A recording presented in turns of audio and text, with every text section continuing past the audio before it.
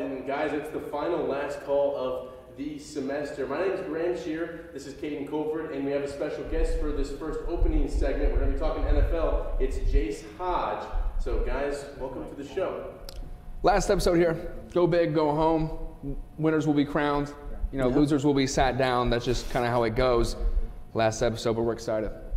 Yeah, I'm really excited as well. So this one's gonna be a little bittersweet, but also fun. So let's get right into it. We're gonna start. Usually we would wait for a while and go to the last call's game of the week, but today we're gonna start with last call's game of the week. It was the Colts game from yesterday. It was the best game of the week. So for last call's game of the week, it's the Indianapolis Colts and the Tennessee Titans from Nashville. This was a super fun game, guys. A game that had a little bit of everything, Jace. It sure did. We saw multiple blocked punts. We saw a 2-point conversion, pick six, 2-point conversion. There was a whole lot that went on in this game, and it was chaotically fun, is what you could call it. It was fun because it was just a little sloppy, but not enough to where it ruins the pace of the game, right? You have these huge plays from Gardner Minshew to Alec Pierce, a couple of them in this one, that made these guys look like all pros. And on the other side, the Titans still doing their thing. Derrick Henry at 47 years old, still getting into the end zone somehow with bad knees, bad shoulders, you name it. 2 rushing touchdowns on the day for Derrick Henry. He was over 100 yards. He did go out with a injury there in the second half. Some guys for the Colts defense, you see one of 2 blocked punts they had on the day. Both of them happened. Well, one happened late in the third. The other one happened early in the fourth. But again, like we mentioned, craziness. This was a pickoff on a 2-point conversion that was returned 100 yards from the goal line for 2 points. I mean, are you kidding me? This one should have been a scoregami. And listen, when the Colts and Titans play, you can expect a game like this. They always produce some of the most exciting games of the season. We saw them play Week 5 as well. The Colts won that one. A bit more of a generic game there, but this one is what we're accustomed to seeing from the Colts and Titans battles. And as this one goes into overtime, we really saw the worst of Gardner Minshew, and then we saw the best of Gardner Minshew in the exact same game. You can say the same thing about these receivers and these running backs. Fun to watch for the wrong reasons, I guess. Yeah, Minshew ended up with 312 passing yards, a couple touchdowns. He did lose a fumble, but there at the end, and it did go to overtime, a nice pass. I think it went for like 56 yards down to like the 4 or 5 yard line to Alec Pierce. Alec Pierce had a breakout game. And we've been waiting for that from Alec Pierce. We've been expecting it all season long to say Pierce is going to have a breakout game at some point, and finally he had those 2 long breakout, one for a touchdown and that one in overtime that really got the Colts the win. And Jace, tell me about Michael Pittman. He had the game-winning reception, yes, but he has been nothing short of a wide receiver 1 for Indianapolis. And he is going to get a big payday coming up. He's in his contract season, and he's been performing like a receiver 1 right now for the Colts, so expect him to get bank in the offseason. And other than him, obviously there's Pierce. You have Downs coming up in the rotation. So that's a very, very solid young group of receivers that just only adds to how fierce this offense can be, especially with the run game they have, the offensive line, which is up and down, kind of a roller coaster there. But, hey, they can be at the top of the league at sometimes. Colts are now on a 4-game winning streak, and this might have been their toughest game coming up because now they have the Bengals, then the Steelers, and then the Raiders and Falcons, and then the Texans to close the year. The Texans, that might be one of the toughest games. That could be a win and in game. I know. Week 18. And maybe the Steelers is another game you look at. But, Jace, talk about the end of the season and how important it is, as they're already one of the wild card playoff teams that would, if the season ended today, they'd be in the final 7 teams going to the AFC playoffs. How important is it for them to stay on this winning streak? It's ginormous because we saw a few seasons ago they were in this scenario. They lost the last 2 games of the season to the Raiders and then at Jacksonville, which is a cursed place for the Colts. But they ruined their playoff chances that season. But now under Shane Steichen, who I think is Coach of the Year, possibly him and D'Amico Ryan's going right up for Coach of the Year, they have to close this one out well. They have a very easy schedule, one of the easiest remaining in the NFL. They just have to do their job, win those games they need to win, and this should be a playoff team. Let's go ahead and move on, and we're going to talk a couple of NFC teams. One of the best in the NFC, the Detroit Lions. They went to New Orleans yesterday, and they took down the New Orleans Saints. This one was a fun game all in all as well. The Lions, when it got off to an extremely hot start, you saw Sam Laporta there. This one's Amon-Ra St. Brown for about 25 yards. They got off to a hot start, but the Saints made it a game, Jace. They did. They came right back in this game. I mean, being down 21 points in the first 8 minutes, that's very hard to come back from. But Alvin Kamara, being a real spark right there with the touchdown, was able to provide that spark for the Saints to get back in this game. The Saints aren't a bad squad, but they have some injuries they dealt with all season long. Derek Carr got hurt again in this game. Winston had to come in trying to provide in the clutch, and we know how Winston can be in the clutch. Not the greatest quarterback. But the Saints, they almost completed the comeback, but unfortunately against a very good Lions team, they weren't able to do so. But this Lions team is so fun to watch. I just saw Jared Goff throw a block to give his running back the touchdown. Jace, I'll take your words on this. Before we got on, you said the Lions were the Pacers of the NFL, meaning that good offense, they can throw up all these points, but they cannot guard anybody to save their life. And I think this game really depicts that. Yeah, we'll get into the Pacers later with some NBA talk. But Jace, how far do you see these Lions going? They're 9-3. They're one of the best teams in the NFC, just tied with the San Francisco 49ers and one game behind the Eagles for first in the conference. Mm-hmm. It's tough to tell because they've been so inconsistent, losing to the Packers, who are now actually a playoff team currently. But, I mean, the Lions, ever since that Ravens game a few weeks ago, their defense has not been the greatest. And if they can't sustain that, they won't compete against a Niners and Eagles. I can see them making a run to the divisional round, but that's about as far as I can see them going, really. Yeah. Let's go ahead and move on. Thursday night game of the week, it was the Seattle Seahawks in Dallas to take on the Cowboys, another NFC matchup. And, guys, another high-scoring, fun environment there in Dallas. I mean, absolutely. This is what you expect from two offenses that can light up the scoreboard. Dak Prescott has been really impressive this year, and you got to wonder if he's sneaking his way into the MVP race. Yeah. I feel like that's something we hear every year when the Cowboys are somewhat decent, though, right? But obviously, Dak's been battling injuries almost his entire career, year in, year out. And the Seahawks in this one, I think they're really starting to come up as one of the most underrated teams in the league. They gave Dallas a game in this one. But they've lost 3 games in a row, and they've fallen to 6-6 and out of the playoff race right now, the Seahawks. But I feel like they've had one of the tougher schedules on the season. Obviously, Dallas, not exactly an easy place to go in and get a win. I understand they're down 3, but from the talent that I've seen on this squad, they can go and win 3 straight. And Dallas, another team who has a tough schedule coming up. They have, They have like Miami and Philadelphia. They have Philly next week. And they have, in Buffalo, they have 3 or 4 hard matchups coming up for a team that is one of the best in the NFC, and they have one of the best records. How far do you see them going, Jace? Also, again, tough to tell because they've been very good at home, putting up almost like 30-something points per game at home. Away, though, they've struggled. And the Seahawks was the first winning team they've beat all season. So we can't really tell how they are against a good team until we see them against Philly next week. And they're at home at AT&T Stadium. Can they produce that big game against a tough squad? If they can, then I can see them going possibly on a Super Bowl run. But if not, then divisional round might be their limit. Let's talk Fox's NFL game of the week yesterday, a 4:25 kickoff, and on paper, the 2 best teams in the NFC. It was the Philadelphia Eagles hosting the San Francisco 49ers. And Caden, I want to start with you on this one. You said something before the show, and I think the same as you. I think the Niners, they've cemented themselves as the best team in football. Because these were the 2 teams everyone had up at that caliber, right? And then San Francisco comes out, and really they just run all over. Not literally, mostly through the air. You see Brock Purdy. I mean, this guy has a cluster of weapons to go through. That guy, Debo, he's been talking his stuff all week leading up to the Eagles, and he followed through. I think he had 2 touchdowns on the day, well rushing over one the as century well. mark. Yeah, the rushing touchdown as well. Yeah, he had 3. No, this guy's a dog. And then it's not even him either. Obviously, you have C-Mac in the backfield. This team doesn't have a weak spot.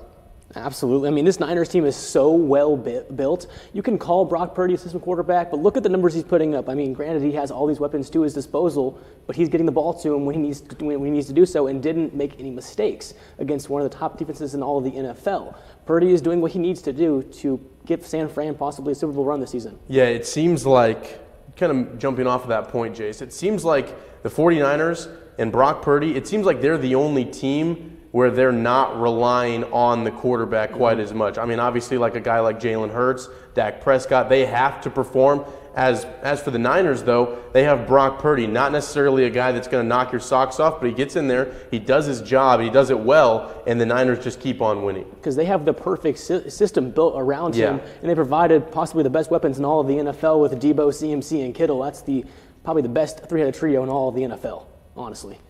And you got to think your third or fourth option on defense is guarding George Kittle, who Yeah. is arguably a top 5 tight end in the league right now. And that leaves him, a lot of one-on-one down the field. And the thing about this 49ers team, I think they're consistent, and consistency favors success in the National Football League, and that's why I think they're in the Super Bowl, no question. Will Okay. they win? We'll wait till that week. Well, But, the Eagles just signed Shaq Leonard a few hours ago, so we'll see how that provides. well, for maybe the if it was Eagles. Darius Leonard, if it was Darius, I might even The name change I might got look to him, at didn't but it? Shaquille Leonard didn't really do much on the gridiron for the Indianapolis Colts. I'm happy to see him land a successful spot, but Shaquille Leonard was the man. Yeah.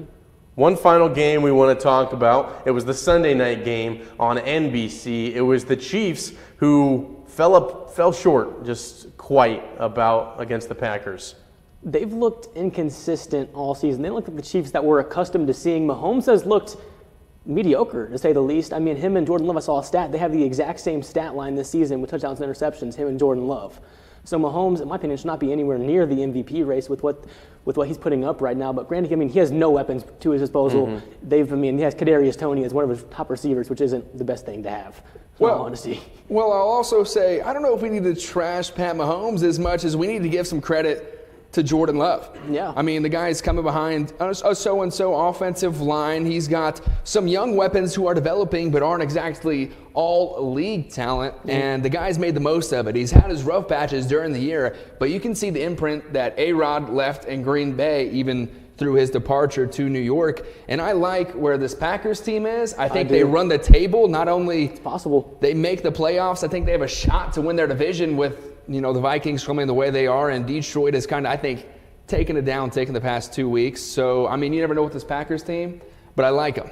And looking at those weapons, Christian Watson has been probably the main go-to guy for Jordan Love. Had 71 yards, 2 touchdowns. He's a very good jump ball receiver as Watson, and Love can rely on him when he needs him the most, and was able to do so against the Chiefs defense last night. So for a team like the Kansas City Chiefs, who have made a run at the Super Bowl, 3 of the last 4 years, they have taken a hit at their weapons. Obviously, Tyreek Hill's been gone for a couple years. They still have Travis Kelce, but how far and how can they compete with some of the best teams in the conference, like the Miami Dolphins, who have Tyreek Hill now? I still think the Chiefs are the best team in the AFC. Really? If they're on their game, they are the best team in the AFC, better than Miami. Miami is too inconsistent and overrated. I can see the Jaguars making a run at it, but I still think the Chiefs are the Super Bowl team out of the AFC this year, as long as they can get their things together to win the season. Caden, I don't think you agree, Caden. Doesn't I look don't like you know. agree. After that game against the Packers, who I'm not saying the Packers are elite. They're good, but they're not elite. Either the AFC's just the weakest it's ever been, or you're on something, The AFC Jace. is That's the not AFC best. is I did not watch AFC the best team of the AFC lose to Green Bay. I'll tell you that. The AFC has a lot of really good teams, but I don't know if any of them compare to like the Eagles or Niners in any way. I think if the Texans play the Chiefs right now, the Chiefs lose. I don't know about all that, but I still think Stroud's a good quarterback and all, but the Texans, I don't think they compete with the Chiefs come playoff time. I think if the Chiefs play the Jaguars, the Chiefs lose. Didn't they already play this year and the Chiefs won? Hey, this is a new Jaguars team. Let's New go ahead and Jaguars move team. on. Let's move on and talk the rest of the NFL scores from yesterday. So let's just go down the list. The Los Angeles Chargers, they went to New England and they played the Patriots. They won 6-0. Yikes.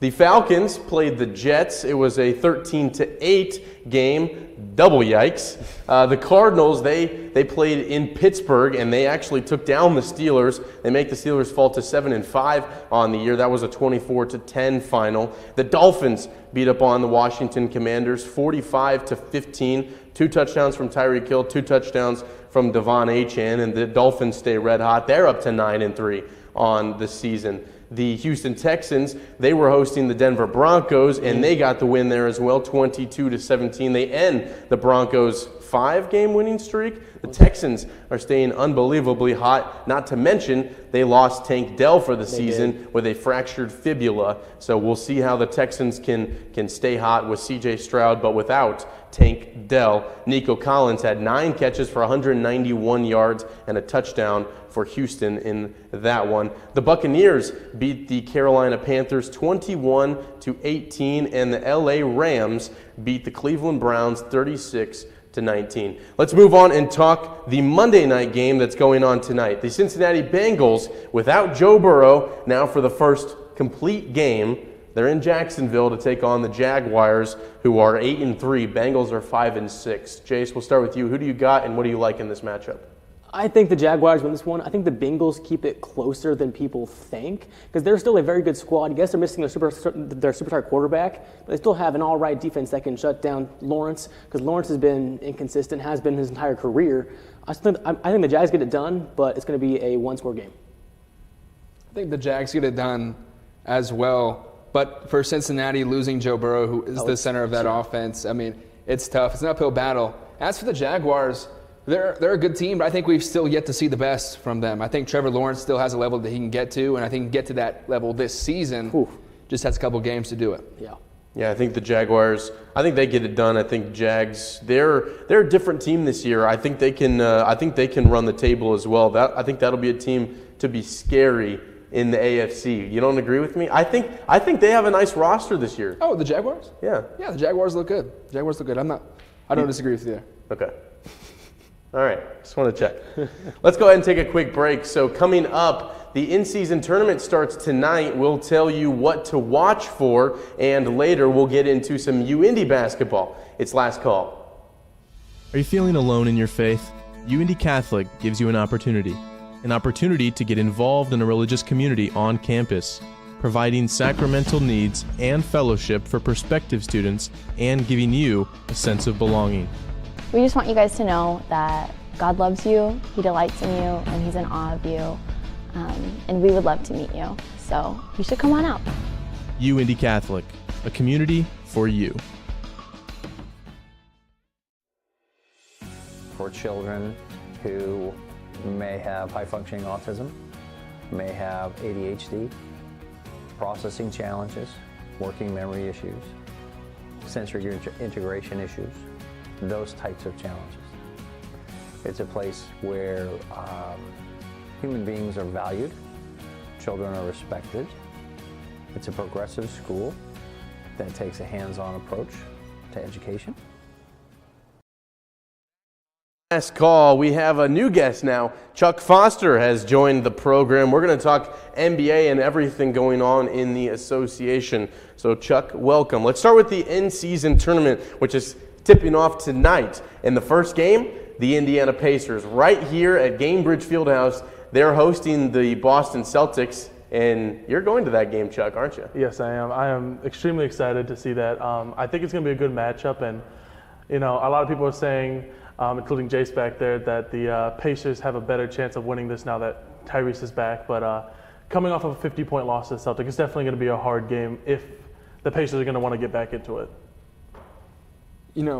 Take a look at the Pacers. We compared them to the Lions earlier in the fact that they can go out and score, but they can't defend. This is a Celtics team that's a top 3 defensive team in the league, in my opinion. So, it's one thing to go out and drop 150 on the Hawks. It's just not going to work against the Seas, even at home. I don't think so. So that's the first in-season tournament game. That's going on tonight at 7:30, so almost an hour from now. And then the other game that's going on tonight's in the Western Conference, so we'll get to that in just a moment. But let's talk about the game that's happening tomorrow at 7:30.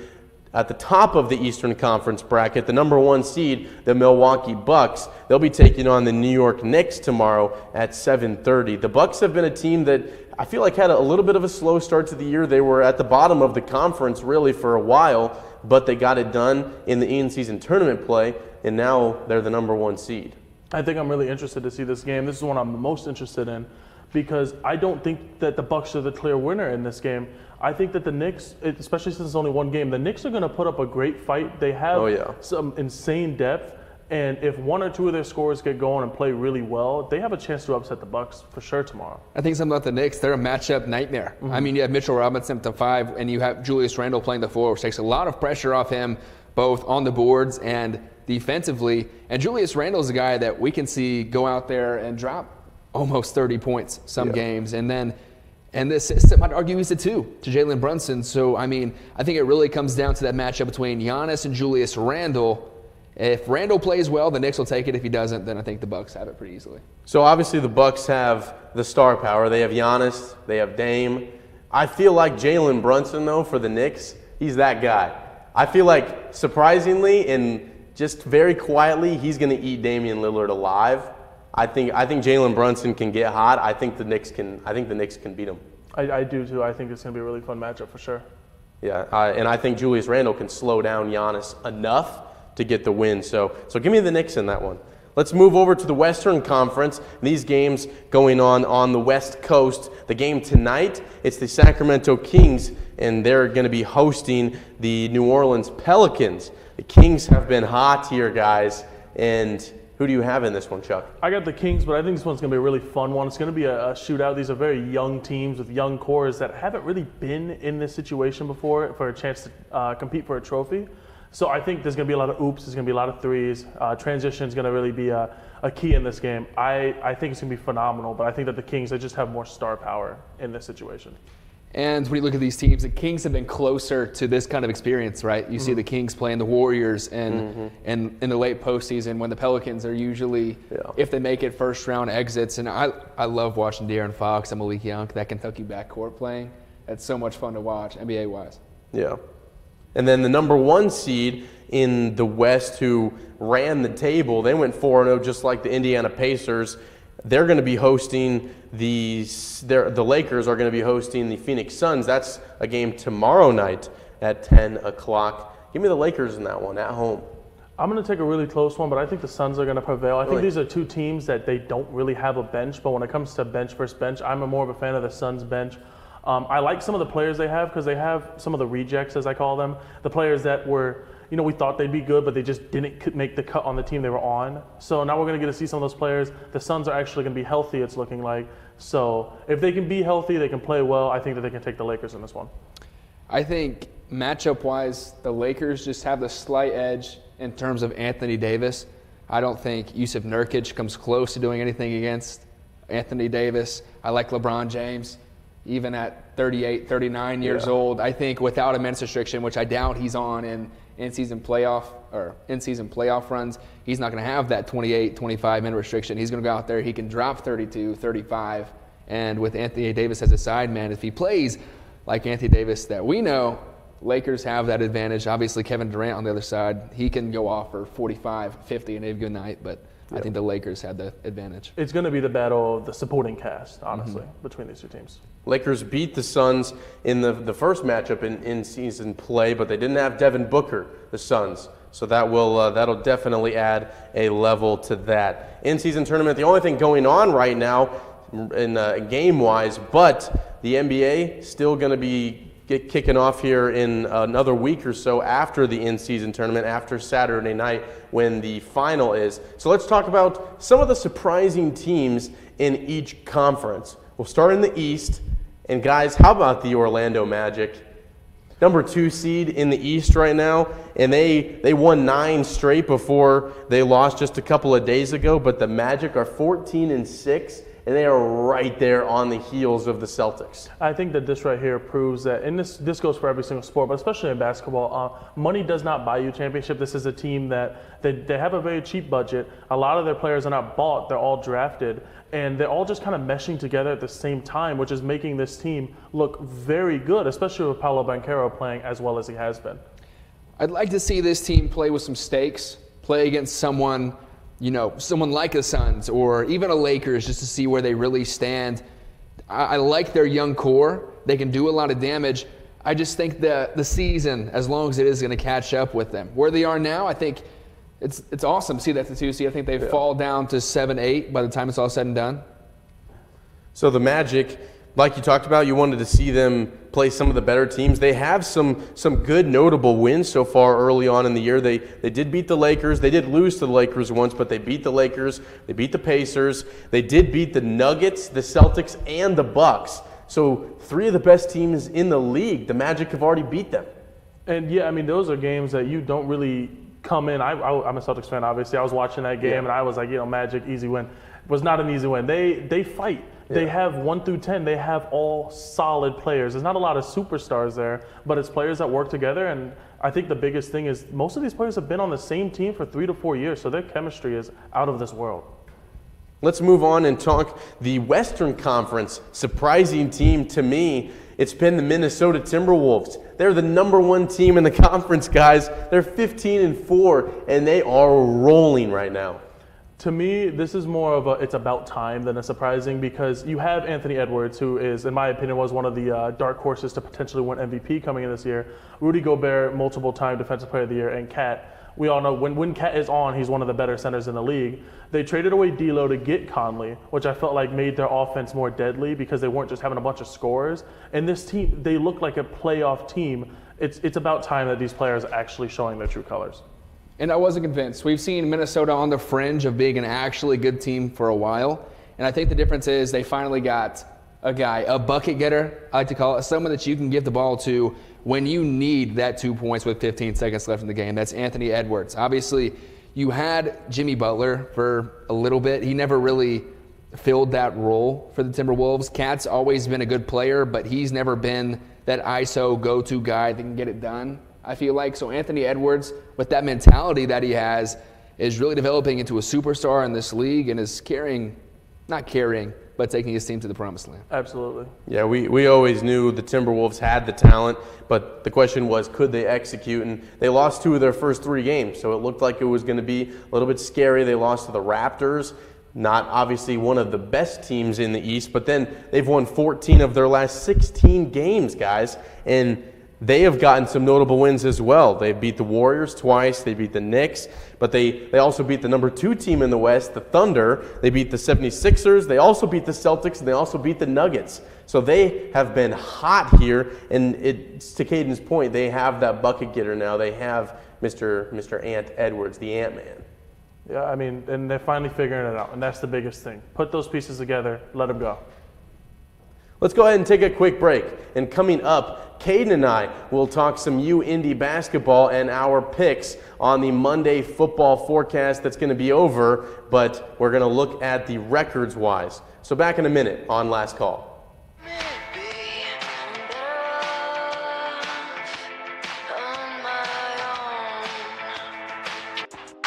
Kiki, do you love me? Are you riding? Say you never ever leave from beside me. Duh.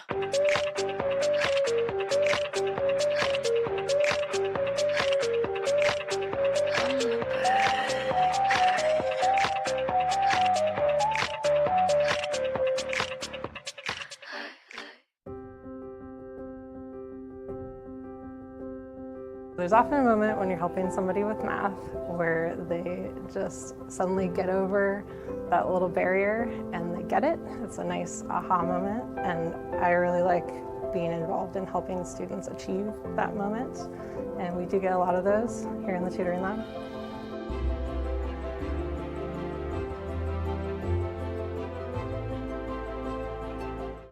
Welcome back to Last Call. Guys, we're going to talk the UIndy sports now, and a couple of great UIndy basketball games over the weekend. A doubleheader on Thursday and a doubleheader in the GLVC on Saturday for both these teams, for the UIndy men and women's teams. So Caden, let's start with the men's teams. On Thursday, they got a win against Southwest Baptist Thursday, 67-50, where they played well, but Saturday, they really got into their flow, and we look at the highlights now. The Greyhound just got off and rolling early, and this one ended up being a blowout. You look at a lot of these highlights, and what you're going to notice is a lot of this is in transition.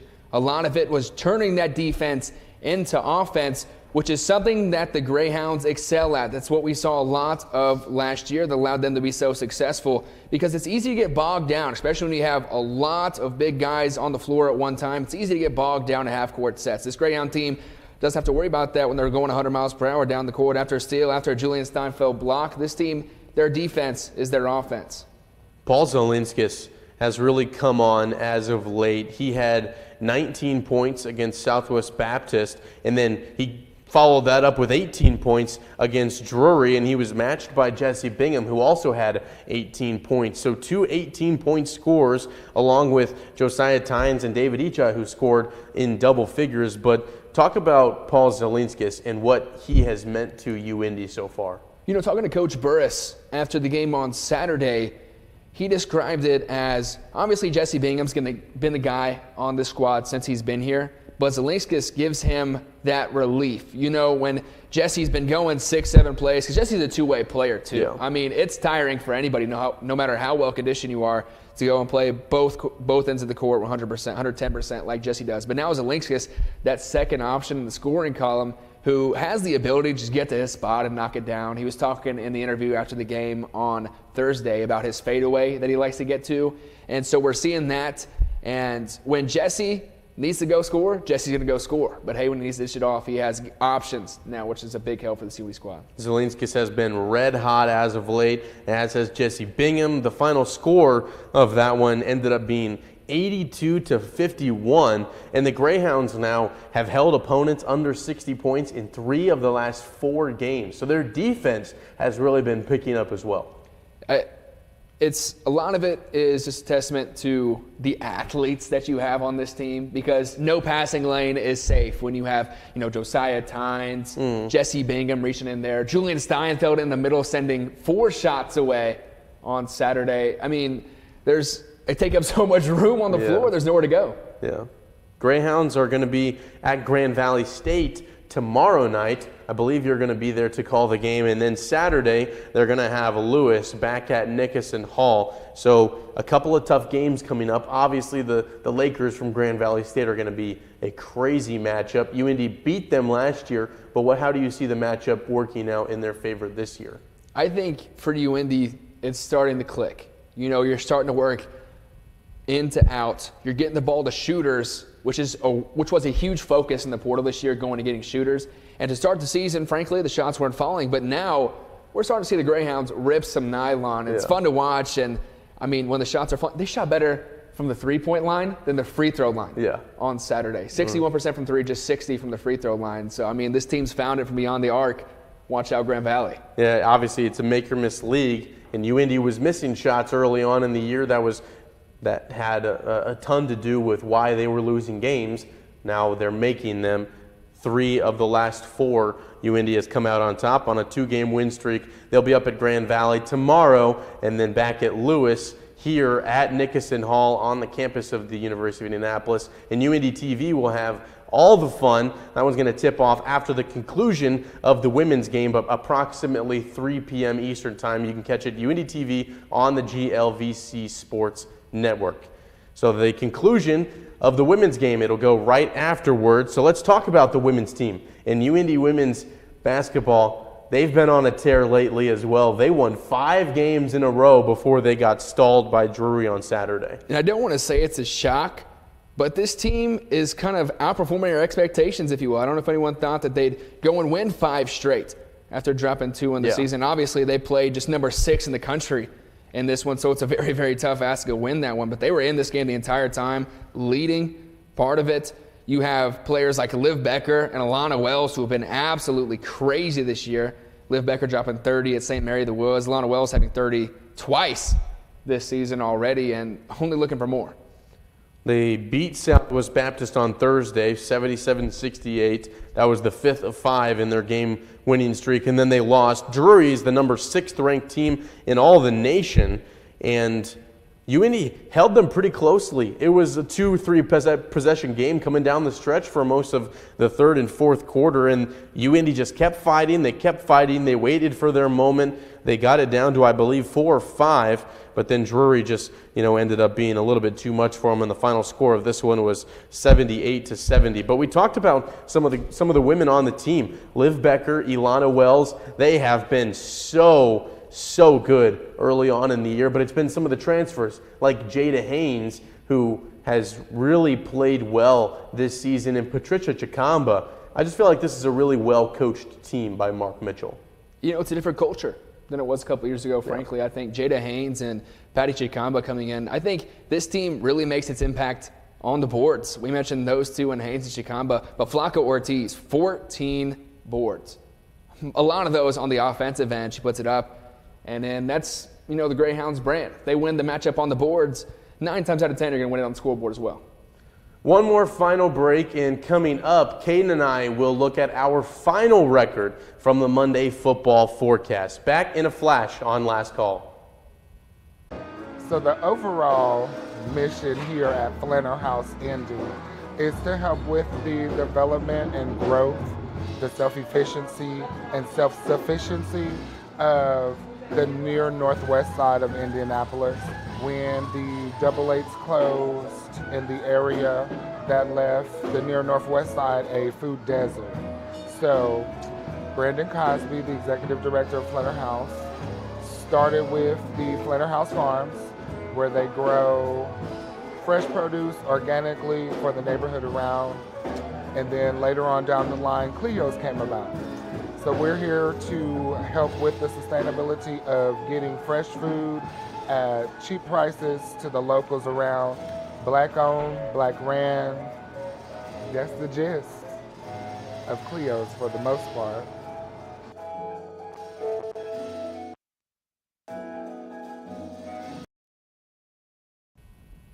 Back on Last Call, one final segment here, and we're going to talk Monday Football Forecast. We're obviously not going to make any picks because this is the final show of the semester as we wind down here early in December. But as we look at our final records, Caden, I don't really know if you want to look at this here. It was might have been a little bit of a blowout. Oh!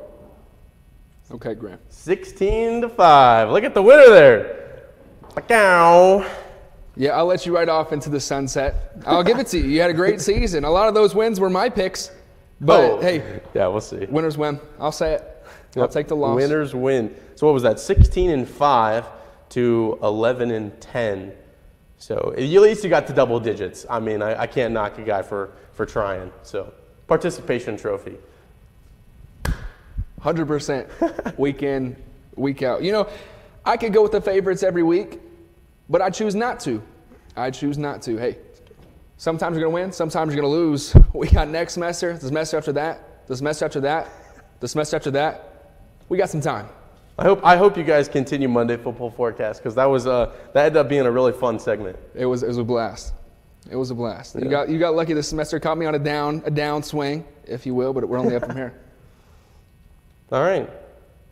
Well, that does it for Hear us all on, oh, look at that. We have Mr. Landon Coons. He's running our media tonight, so everything you're seeing on your screen, he is in charge of. But those are some great pictures there. Mr. Landon Coons, he's graduating on December 15th, just a couple weeks from now. So winding down, this is his final show with UIndy TV. So kind of a bittersweet moment. Oh, wow. Look at that. Oh, look at that. His barber did him right, that's for sure. No, it looks good. Oh, geez. So much. I see our director, Liam Blaze, also there on the far right. That picture. Wow. Jeez, yeah, 3 different haircuts. Thank you, Liam. Appreciate that. You're seeing a stage of every one, right? You done grew up on us, Graham. You done grew up on us. Yes, I did. But I'll say one thing. So much respect to both you and Landon. I mean, Landon saves my butt every week. For real. For our remote, I don't know if you've heard this story yet, Graham, but we had a remote on Friday. I, myself, and Andy Parks, we went to Chris Kindle Mart in Carmel, and we got to Carmel, good as day, right? I forgot the access. I forgot our equipment to go live from Carmel. So I know the man for the job. You saw him wearing a racing jacket in the picture that he was in. That was the guy. That was my NASCAR driver. Picked the access up, took that 40-minute drive to Carmel and saved my butt. We got on air at 5:30 when we were supposed to. No harm, no foul.